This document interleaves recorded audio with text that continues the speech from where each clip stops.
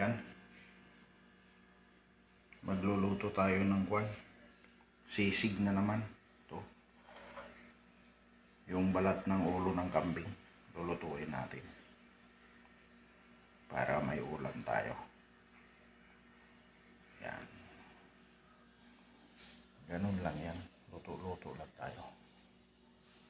Para masarap to. Ayan o. Na-slice ko na. Ayan, malapit na ma-slice. Prepare na natin yung bawang natin sa sibuyas. Dinagdagan natin kasi medyo maliit eh. Kailangan sulit tayo sa sibuyas para masarap. Sibuyas is life. Ayun. Tsaka bawang.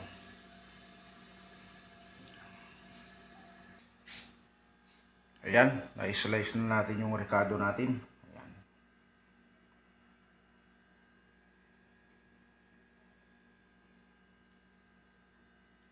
Ayos. Malapit na tayo magluto. Malapit na.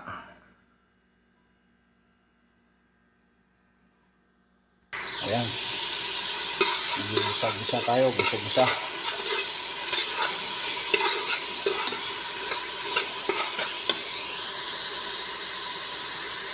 Ayan na.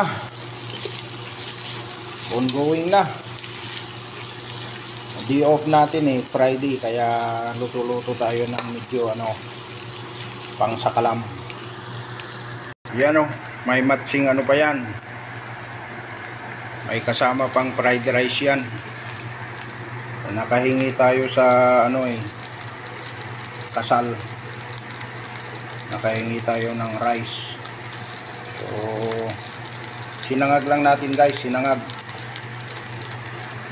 So, yung sisig natin malapit na maluto yan.